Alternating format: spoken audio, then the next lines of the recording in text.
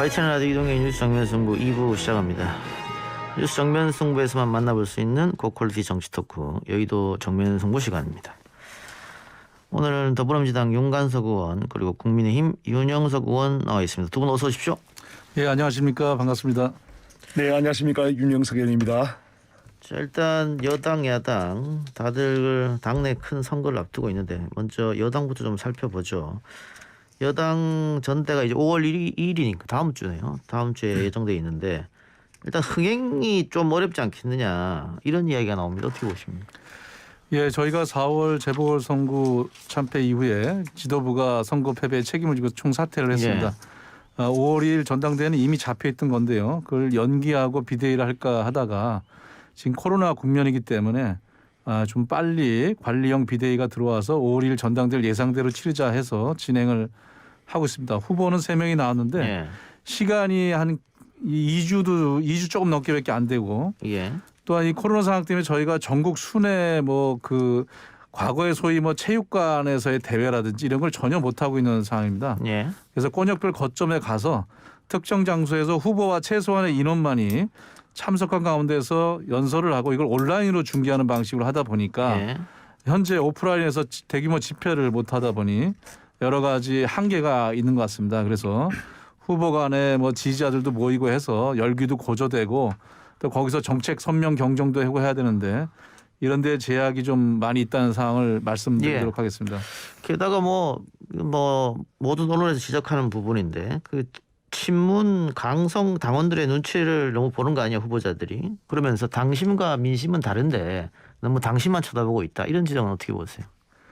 예, 저희 권리당원이 전당대회 룰에 의하면은 대의원 45%, 권리당원 40%, 예. 그다음에 일반 당원 및 국민 한 20% 정도 하게 돼 있습니다. 15%. 그래서 많은 숫자가 있는 것은 사실입니다만은 그 중에 권리당원의 목소리 또 다양합니다. 그래서 예. 강경한 입장을 보이시는 분도 있지만 또 여러 가지로 저희들에게 좀 더 겸손하고 성찰하면서 민생 중심을 가라고 얘기하는 또 권리당원도 많이 있기 때문에 예. 어떤 특정한 쪽의 권리당원의 그룹만 보고 우리 당권 후보들이 그쪽 의식한 그런 발언만 하고 있다고 생각하지는 않습니다.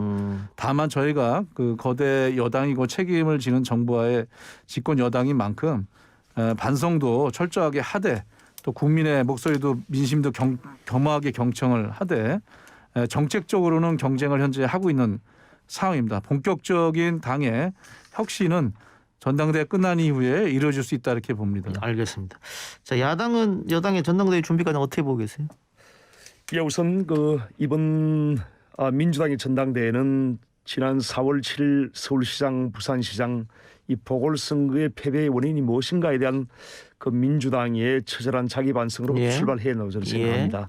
그런데 지난 4월 7일 보궐선거 참패의 원인은 결국은 이제 민주당이 그동안 보여왔던 그런 내로남불, 조국 전 법무장관을 비호했다든지 또 윤미향 국회의원을 비호한다든지 또한 추미애 전 법무장관이 그런 정권에 대한 그런 검찰의 수사를 방해하기 위해서 법치주의를 훼손한 이런 일들 그리고 이제 부동산 정책을 25번 하면서도 집값을 이렇게 폭등시킨 이러한 정책 실패 그리고 지금 국민들께 가장 필요한 것이 코로나 백신인데 이러한 백신도 제대로 구하지 못하는 이런 정부에 대한 이러한 국민들의 어떤 심판 이런 것이 결국은 이제 보궐선거에서 민주당의 패배를 이제 불러왔는데요. 이러한 부분에 대한 어떤 처절한 반성이 있어야 되는데 저는 최근에 민주당의 그런 전당대회를 지켜보면서 이러한 과연 처절하게 반성을 하고 있는 것인가 진정성 있게 반성을 하는 것인가 상당히 좀 회의적입니다. 그래서 지금 전당대회를 제가 민주당의 그런 남의 당이 이래 제가 참견하는 건 좀 그렇지만은 제가 쭉 이렇게 보니까 주로 전당대회 지금 논쟁이 주로 친문이냐 아니면 친문제의 비문이냐 이런 그런 과거형 그런 전당대회가 아닌가 지금 생각이 들고요. 앞으로 우리 국민들의 삶을 우리가 참 정말 지금 어렵지 않습니까? 이러한 국민들의 삶을 우리가 어떻게 보듬고 또 민생을 어떻게 살릴 것인지 또 코로나19를 어떻게 극복할 것인지 백신을 어떻게 구할 것인지 이러한 부분에 대해서 건설적인 어떤 토론이 있어야 되는데 예. 그런 토론이 보이지 않는다는 것이 상당히 아쉽습니다. 저는 지금 우리 정치가 어떻게 보면 87 체제에서 아직 벗어나지 못하고 20세기형 정치를 지금 하고 있다고 생각드는데요. 민주당도 그렇고 또 저희 지금 국민의힘도 그렇고 곧 이제 전당대회가 있습니다. 정말 우리 국민들이 민생을 살피는 그러한 전당대회, 민생에 대한 해법을 제시하는 그런 전당대회가 예. 됐으면 좋겠다는 그런 생각이 듭니다. 자, 윤관석 의원 반론 듣고 야당 얘기 한번 물어보죠. 예, 저희는 4.7 재보궐선거 패배에서 민심의 회초리와 또 몽둥이도 함께 맞았다고 생각을 합니다. 예. 아프게 생각하고요. 저희가 민심이 아프면 저희도 아프다라는 그런 마음으로 겸손하게 소통하도록 하겠습니다. 또한 공감과 소통의 태도가 부족했다. 그래서 지난번에 내로남불 선거했다고 한다면 그것도 저희가 아프게 받아들이고 혁신하겠습니다. 또 여러 가지 민생 정책들이 부족했다. 부동산 선거했다는 얘기도 있습니다. 저희가 그것도 필요하다면 올바른 정책 기조는 가져가되 또 필요한 분야에 있어서는 불편했던 정책들의 권한도 과감하게 때에 따라서는 하도록 하겠습니다. 중요한 것은 저희가 조금 더 다양한 목소리를 듣긴 하되 그 집권 여당은 중심을 가져가면서 하고 있고요. 현재 코로나 상황 속에서 정책 경쟁은 최선을 다하고 있습니다. 우리 윤영수 의원님이 저보다도 더 저희 당 전당대회를 자세하게 보신 것 같은데 하지만 과거형 아니고요. 예. 지금 미래로 가기 위해서 우리 당이 또 정권 재창출을 위해서 어떻게 하는 게 좋을 것인가 또 민심의 회초리에 어떻게 화답하는 것이 맞는 것이냐를 갖다가 놓고 치열하게 당권 지지자들이 경쟁하고 있다. 내용을 좀 많이 봐주셨으면 하는 부탁입니다. 알겠습니다. 야당도 이제 원내대표도 새롭게 뽑아야 되고 6월에 또 전당대회가 예정돼 있는데 이번 선거 결과가 야당이 잘해서 야당이 이긴 게 아니다. 대체적인 평가가 그렇습니다. 그런데 지금 야당이 선거 승리 이후에 김종인 전 비대위원장이 국민의힘을 향해서 계속해서 공격적 언사들을 내보인다든가 혹은 지금 탄핵이 잘못됐다고 믿고 있다. 탄핵 부정론이 나오고 전직 대통령 사면 이야기가 나오고 이게 승리에 도취해서 국민의힘이 과거로 돌아가는 거 아니냐 이런 지적도 있는 것 같은데요. 네, 전직 대통령의 그 탄핵에 대한 문제는 일반 국민들이나 또 이제 법조계 또 학계에서는 뭐 여러 가지 다른 의견이 있을 수 있지만은 우리 공당의 입장에서 또 제1야당의 입장에서 이 탄핵을 부정하는 것은 저는 맞지 않다고 생각합니다. 예. 그래서 탄핵에 대해서 헌법재판소의 판결 자체는 그 존중을 해야 된다고 생각하고요.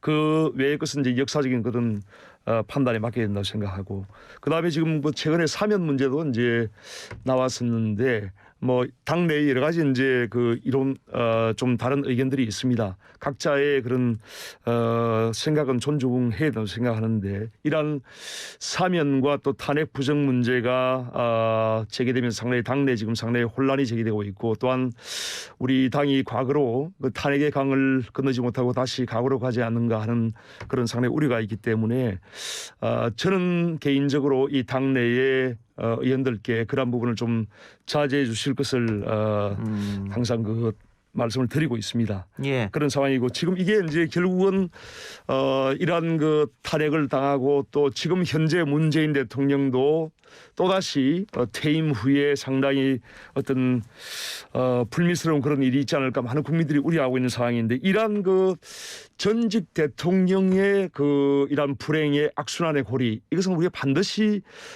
단절시켜야 되는데 이런 것이 결국은 제왕적인 대통령제에서 기인하는 바가 크기 때문에 이러한 그 대통령제의 어떤 폐해를 우리가 그 극복하기 위해서 저는 그 4년 중임 대통령제로 개헌을 하고 대통령의 그런 권한을 뭔가 견제할 수 있는 그런 장치가 필요하다고 저는 생각합니다. 그래서 차제에 우리가 내년 그 3월 9일 대통령 선거이기 때문에 그 전에 이러한 그 현행 대통령제에 대한 저는 대통령제를 찬성을 합니다. 그렇지만은 이러한 대통령제에 대한 제왕적 권력에 대한 근본적인 이러한 그 문제 제기를 우리가 다시 한번 생각하고 해결 방안을 저는 만들어야 된다고 생각합니다. 뭐 개헌 이야기 오늘 할 건 아니니까 개헌 이야기는 저희가 따로 시간을 한번 빼서 왜냐하면 지금 300명 국회의원 중에 개헌에 대해서 거의 다 찬성할 겁니다. 다만 방법론에 대해서 조금씩 차이가 있는데 그 부분은 다시 저희가 시간 내서 한번 개헌 얘기 해보도록 하고요.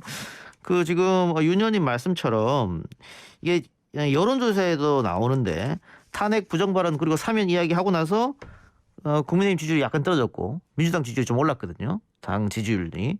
그런 부분에 대해서는 이 국민의힘 쪽에서도 한번 내부적으로 토론을 좀 해볼 필요가 있지 않느냐. 그래 저 자신도 그 당시에 그 탄핵에 반대한 그런 입장이었습니다만은 그렇지만 지금 이것은 이미 이제 역사의 한 페이지를 우리가 넘어왔고 그다음에 너무 이제 과거로 자꾸 우리가 그 회귀를 하게 되면은 상당히 우리 당이 그 어려운 입장에 빠질 수 있기 때문에 또 국민들도 그런 국민 간의 어떤 갈등이나 분열을 더 부추길 수가 있습니다. 그렇기 때문에 우리의 미래를 위한 그런 정치로 앞으로 나가야 된다 하는 그런 취지에서 제가 말씀을 드리는 겁니다. 예, 알겠습니다. 자, 지금 전당대회 좀 앞두고 있고 양쪽 다 결국은 이번 전당대회는 뭐 민주당은 5월달, 국민의힘은 6월달입니다만 결국은 대통령 선거가 있기 때문에 내년에 경선을 얼마나 또 효과적으로 또 공정하게 다루냐 이게 중요한 거 아니겠습니까? 이번 전당대회에 나오는 후보들 여러 명 있겠습니다만 윤 의원님 생각하시기에 꼭 필요한 자질은 뭐가 필요하다고 생각하세요? 우선 그 우리 정치가 미래를 향해서 나가야 되기 때문에 미래에 대한 비전을 확실하게 가진 그런 당대표가 돼야 되고요. 그다음에 지금 그 문재인 정부를 거치면서 우리 국민들의 어떤 분열이 극심하다고 저는 생각합니다. 각종 계층 갈등이나 또 성별에 대한 그런 갈등 그리고 지역 갈등 이런 것이 이념 갈등까지 지금 중첩이 되어서 국민들의 그런 분열이 극심한 지경인데 정말 새로운 우리 당대표 양당의 당대표가 마찬가지입니다. 국민 통합을 이끌어낼 수 있는 그런 당대표가 되어야 됩니다. 그리고 우리 당 입장에서는 지금 내년 3월 대선에서 반드시 승리해서 정권 교체를 이뤄내야 되기 때문에 이러한 정권 교체를 이뤄내기 위해서는 우리 당의 국민의힘의 당대표는 모든 그 범야권을 통합시킬 수 있는 그러한 통합의 정치를 할 수 있는 그러한 당대표가 저는 필요하다고 생각합니다. 예. 그래서 이러한 미래에 대한 비전과 또 국민 통합과 범야권 통합을 통한 정권 교체를 이끌어낼 수 있는 당대표가 반드시 필요하다고 생각합니다. 예. 같은 질문 드릴게요. 예. 저는 무엇보다도 저희가 이제 5월 1일 전당대회를 안 나왔습니다만은 저희 당원들이나 또는 민심이 요구하는 것은 1차적으로 우리 당대표가 통합형 또 유능하고 그리고 또 정권 재창출에 능력을 보이는 그런 후보를 당대표로 요구하고 있다고 생각을 합니다. 정부와의 관계에 있어서도 일단 코로나 상황이기 때문에 백신 문제라든지 코로나 극복에 앞장서야 될 거라고 생각을 합니다. 저는 이번 저희 5.2 전당대회에서 선출되는 당대표가 민생과 개혁을 통합해서 더 큰 하나로 만들어 가고 또한 민심과 당심도 다 통합해 더 큰 하나로 만들어 가서 결국은 공정함과 유능함과 통합을 세 축으로 해서 정권 재창출에 기여할 수 있는 만들어낼 수 있는 후보가 당원들과 또 국민들의 지지를 받을 거라고 생각을 하고 저희가 5월 이후에 내부적인 성찰과 혁신은 또 프로그램을 만들어서 국민들이 수용할 때까지 최선을 다하도록 하겠습니다. 다만 저쪽 국민의힘도 전당대회 6월 앞뒀는데 지난 4.7 선거 이후에 뭐 탄핵 부정이라든가 또 사면론 나오는 걸 보면은 탄핵을 부정하고 사면론이 나온다. 이게 사실 모순된 거 아니겠습니까? 그런 면에서는 또 승리에 또 너무 도취된 것이 아닌가라는 생각이 들고요. 이건 국민들이 선거를 갖다가 승리했다고 해서 뭐 탄핵이나 이런 것들을 다 용서한다 이런 것은 아니라고 생각합니다. 그런 부분에 대해서는 국민의힘도 좀 각성이 필요하다 이렇게 지적하고 싶습니다. 예. 그런데 결국은 며칠 지금 전대가 남지는 않았습니다만 친문, 비문, 주류, 비주류 이런 싸움이 혹시 있지 않겠느냐. 지금까지 계속 나왔던 제3후보 결국은 친문 후보가 지금 없으니까 시간을 좀 벌어보자 이런 데서 나온 게 아니냐. 결국은 권력투쟁 양상으로 흘렀을 가능성도 있다 이런 지적도 있거든요. 예, 이름이 같아서 민주당의 윤관석 의원이 말씀드리겠습니다. 예. 제3후보는 저 대권 때 예, 그러니까요. 얘기고요. 당권에서 현재 3명이 활동하고 있고 거기서 굳이 막 세부적으로 자꾸 언론이 가르니까 예. 친문, 비문, 범친문의 예. 비주류 뭐 이렇게 나오곤 있는데요. 저희가 집권 여당에서 큰 틀에서는 하나라고 생각을 합니다. 다만 현재 좀 더 어떤 입장을 강조했다에 따라서의 차이라고 생각하는데 그 부분은 당신과 민심이 잘 결정해 줄 거라고 봅니다. 알겠습니다. 자, 야당도요. 뭐 초선 당대표 이야기도 나오고 탈 영남 후보 뭐 이런 얘기도 나오고 최근에 또 김기현 의원과 정청래 의원이 또 뭐 이런 비슷한 이유로 설전을 벌이게 됐지 않습니까? 그런 이야기는 당 내에서는 어떻게 보고 계십니까? 뭐 도로 영남당이다, 뭐 영남을 하면 안 되냐, 뭐 이런 것들. 지금 우리 국민의힘은 오랜 침체기를 거쳐서 어떤 새로운 그 도약이랄까요? 새로운 어떤 길로 우리가 가기 위한 그런 진통의 지금 시기에 있기 때문에 당내에서도 백가정명식의 그런 토론이 저는 바람직하다고 생각하고요. 예. 그리고 초선 당대표론이 나오는 자체가 우리 당이 그만큼 변화하고 있다는 것을 보여주는 것이기 때문에 저는 상당히 바람직하다고 생각합니다. 그래서 지금 당대표 후보로 저도 지금 당대표 후보 중에 한 명이고 현재까지만 해도 한 7명 정도의 지금 당대표 출마자가 지금 나오고 있는 상황인데 지금 초선, 뭐 3선, 4선, 5선 다양한 선수를 가진 또한 다양한 그 지역적 배경이나 또 출신 배경을 가진 그런 분들이 지금 출마를 하고 있는 것은 저는 상당히 바람직하다고 생각합니다. 그래서 지금 저는 이제 이번 그 당대표 선거는 정말 새로운 미래에 대한 비전을 놓고 우리가 선의 경쟁을 하는 그러한 전당대회가 되기 때문에 저는 결과가 좀 의외의 그런 결과가 나올 수 있다. 꼭 이제 현재 최다선이 5선이거든요. 예. 5선 당대표가 아닌 3선이 나올 수도 있고 또 초선이 나올 수 있는 그런 상당히 의외의 그러한 결과도 나올 수 있는 그런 전당대회로 생각합니다. 뭐 초선이 나오면 굉장히 센세이션을 일으킬 것 같아요. 그렇죠. 이게 이제 한국 정치의 어떤 변화를 상징하는 그러니까, 것이기 예. 때문에 저는 그 자체가 바람직하다고 저는 생각합니다. 좀 지켜보겠습니다. 주제를 좀 바꿔서요. 코로나19 자영업자들에 대한 손실보상제 소급 적용. 여야가 오랜만에 한 목소리를 내는 상황인 것 같은데 기재부가 여기서 어떤 스탠스를 취하느냐 이게 관건인 것 같습니다. 자, 윤관석 의원님 어떻게 보세요? 예, 코로나가 1년 넘어서 2년 차로 접어들면서 직격탄을 맞은 소상공인 자영업자들의 피해가 굉장히 심합니다. 물론 정부 쪽에서는 재정 확장과 또 예산 증액 그리고 긴급재난지원금 4차례 걸친 추경 예산으로 지원을 했습니다마는 코로나 기간이 길어지면서 매출이 많이 감소돼서 대단히 어려운 상황에 놓여 있습니다. 그래서 자연재해처럼 이런 어떤 사회적 재난에도 사회적 손실보상을 해주자 여기에 대해서는 이견이 없는 것 같아요. 엊그제 저희 민주당과 그다음에 국민의힘 그리고 또 정의당까지 같이 합동 기자회견도 했는데요.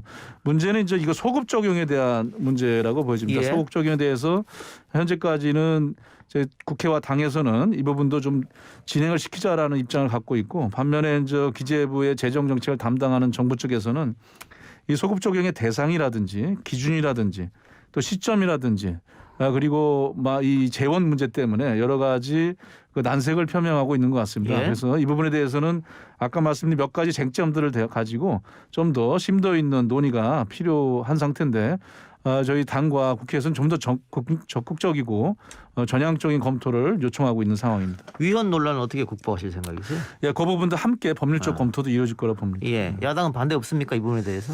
일단 위헌 문제는 이제 이게 소급 적용이라는 것이 불이익을 부과할 경우에는 소급 적용이 있는 상당히 위헌적인 요소가 있지만은 이거는 혜택을 주는 것이기 때문에 위헌적인 요소는 발생하지 않을 것이라고 보고요. 그다음에 이제 결국은 이제 가장 중요한 것은 이제 재원에 관한 문제입니다. 이게 지금 손실보상을 소급 적용할 경우에 지금 약 한 30조 원 정도의 그러한 재원이 소요될 것으로 예상되기 때문에 이러한 재원을 어떻게 조달할 것인지 우리 여야가 같이 머리를 맞대야 되고요. 기본 원칙은 자영업 소상공인들이 가장 그 코로나19에 가장 협조한 그런 분들이고 또한 가장 많은 피해를 본 분들이기 때문에 소급 적용은 반드시 해야 된다고 저는 생각합니다. 반드시 해야 된다. 네. 자, 그럼 이 부분에서는 일단 국회는 이견이 없는 것 같은데 그러면 윤관석 의원님, 선거 전에 한번 이거 검토해 보지 그랬어요. 소급 적용 이렇게. 물론 저 선거 전에도 법안이 준비가 됐었고요. 여러 가지 검토를 했습니다. 근데 선거 때 이 부분을 또 야당하고 협의하기가 쉽지는 않은 상황이었고 또 자칫하다간 선거용으로 논의될 가능성이 있기 때문에 저희가 좀 더 그 시스템적으로 입법 근거를 만들기 위해서 사실 정부 측과 많은 논의를 하고 있는 상황이고요. 지금 자영업자 소상공인의 피해 장기화 심대화 때문에 일정한 소급 적용이 필요하다 이렇게 저희는 판단하고 있습니다. 예. 근데 소급 적용이 아까 말씀하신 것처럼 여러 안을 좀 살펴봐야 되는 게 있기 때문에 그럼 빠르게 처리되지는 이게 좀 어렵겠네요. 뭐 저희가 의지가 있다면은 그 적극 검토하고 또 일단 논의가 되는 것 자체가 힘들어하는 소상공인 자영업자들한테는 작은 희망이 될 것이라고 봅니다. 예, 알겠습니다. 자, 이 다음 요즘 핫한 비트코인 문제입니다. 이게 야당에 먼저 물어보죠, 윤정석 의원님. 비트코인 정책을 두고 국회도 지금 떠들썩한데 은성수 금융위원장이 지난주 국회에서 암호화폐는 인정할 수 없다. 다만 소득이 있는 곳에 세금은 매기겠다. 이렇게 얘기해서 비트코인 또 암호화폐 지금 투자를 하고 있는 특히 젊은 층에서 상당히 불만을 표시하고 있는 것 같습니다. 여기에 대해서 야당은 오히려 젊은 층 편을 들고 있는 것 같은데요. 지금 이제 비트코인 이런 그 암호화폐 시장이 일반 그 주식 시장에 비해서 규모 거래 금액이 더 클 정도로 지금 상당히 예.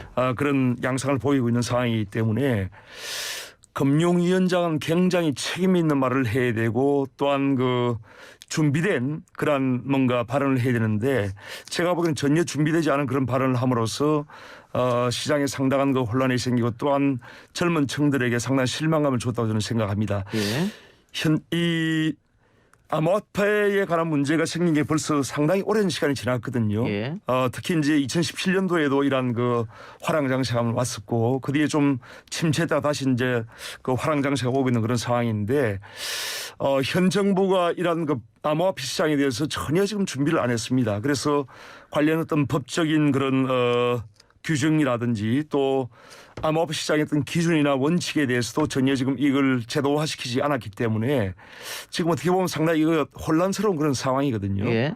그런 상황에서 또 이 은성수 금융위원장의 그러한 발언은 제가 보기에는 굉장히 문제가 크다고 생각하고 그러한 부분에서 지금 자진 사퇴까지 촉구하는 그런 지금 청원이 올라와 있죠. 예. 그래서 이 시점에서 가장 중요한 것은 정부가 객관적인 이러한 투자 정보를 교류할 수 있는 그런 장을 만들고 또한 이런 암호화폐가 투명하게 거래될 수 있도록 뭔가 시스템을 만드는 일이 지금 그 빨리 착수를 하고 구축을 해야 됩니다. 그래서 이러한 그 암호화폐가 건전하게 투자될 수 있는 거래될 수 있는 그런 뭔가 시장을 형성하는 것이 지금 가장 중요한 것이라고 생각하고 세계적으로 볼 때 이러한 그 암호화폐 시장은 상당히 미래산업 측면에서 지금 접근되는 그런 경우가 많거든요. 그렇기 때문에 우리나라도 하루빨리 이러한 부분을 미래산업적인 그런 측면에서 접근을 하고 또 시장을 구축을 하는 것이 저는 중요하다고 생각합니다. 근데 뭐 이번 비트코인 또 암호화폐 폭락장은 뭐 전 세계적인 폭락장이 됐기 때문에 뭐 은성수 금융위원장이 한마디 했다고 대한민국에서만 폭락하진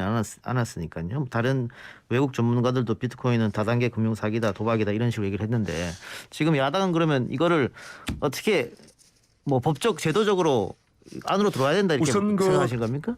이러한 수십조 원이 지금 거래되고 있는 예. 그런 시장이지 않습니까? 이러한 시장이 전혀 어떤 법적인 규제라든지 원칙이라든지 이런 기준이 없는 상태라는 것은 상당히 큰 문제가 있다고 생각하기 때문에 우선 이것을 제도권으로 뭔가 만들기 위한 그런 어떤 준비를 하루빨리 착수를 해야 되고요. 관련 그런 법령이라든지 이런 부분도 하루빨리 그 정비를 해야 된다고 생각합니다. 예, 여당 이야기 들어보겠습니다. 윤관석 의원님. 예, 지난주 금요일날 정무위에서 은성수 금융위원장이 이제 답변했던 것이 좀 여러 가지 논란이 되고 있는 것 같습니다. 사실 정확한 법적 개념상은 가상자산으로 얘기하고 있습니다.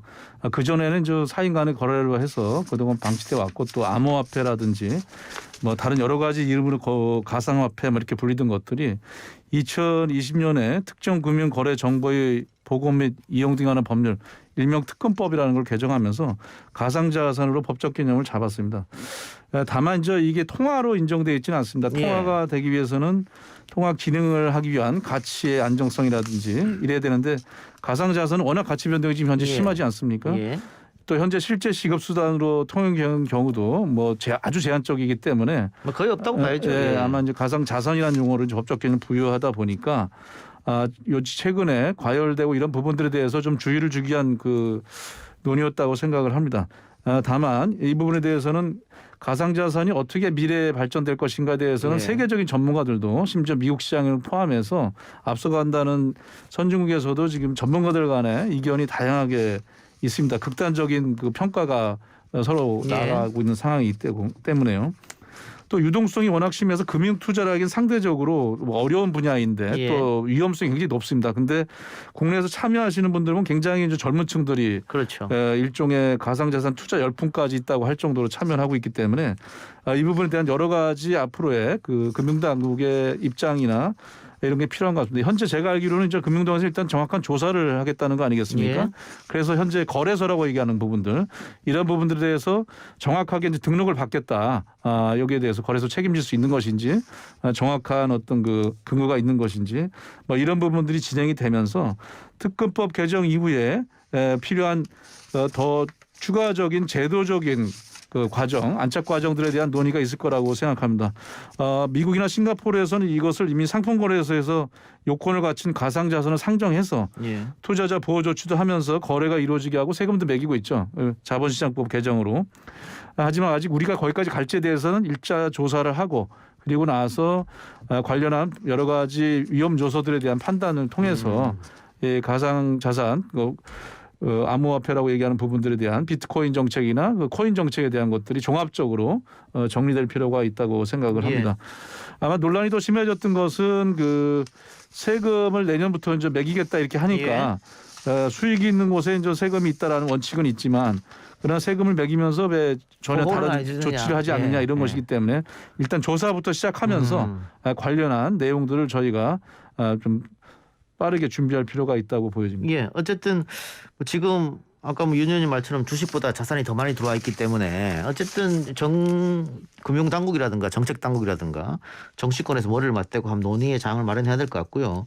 또 윤관석 의원 지적대로 이 코인 거래소가 그동안 뭐 해킹을 당했다거나 혹은 폐쇄하고 그냥 소위 말하는 먹튀죠. 그런 일이 있었기 때문에 그게 보호가 안 되지 않습니까? 그러면 어쨌든 보호를 할 필요가 있으니까 정치권에서 좀 연구가 필요할 것 같은데 야당에서 TF를 만든다고요? 예, 저희가 여기에 대한 그 어떻게 이제 이것을 그 제도권화할 것이냐 하는 그런 부분에 대해서 그리고 미래산업 측면에서 이 시장을 어떻게 볼 것인가 또 미래를 어떻게 준비할 것인가 이런 부분에 대해서 저희가 연구하기 위해서 TF팀을 만들고 관련 법령을 지금 정비를 연구를 하고 있는 상황입니다. 예. 네. 오영환 의원이 오늘 민주당에 그런 얘기를 했는데 왜 청년들이 가상화폐에 뛰어드는지 그것부터 파악해야 된다. 저는 제대로 짚었다고 보거든요. 예, 사회적으로 그 청년들이 이제 일단 이런 약간 좀 위험한 그런 그 자산에 투자하는 부분에 대해서는 저희가 또 그것대로 접근하고 대책을 써야겠습니다만은 이 금융으로서 접근하는 부분에 대해서는 이제 논의를 시작하고 조사를 시작해서 좀 더 미래 자산이 될 수 있는지에 대한 여러 가지 제도적 장치나 입법적 근거들을 검토해봐야 될 것 같습니다. 예. 그러니까 과거에는 사실은 뭐 아무것도 없이 시작해도 10년, 20년 후에 내 월급으로 주택 구입할 수 있다는 희망이 있었는데 지금은 그게 사라졌기 때문에 아마 주식 시장에 2030 세대들이 몰리고 또 이제는 암호화폐 시장에 이렇게 몰리는 게 아닌가 싶습니다. 좀 갑갑한 상황입니다만은 정치권에서 머리를 맞대서 좋은 해결책을 내줬으면 하는 바람이고요. 오늘 두 말씀 여기까지 듣겠습니다. 수고하셨습니다. 예, 감사합니다. 예, 감사합니다. 지금까지 더불어민주당 윤관석 의원, 국민의힘 윤영석 의원이었습니다.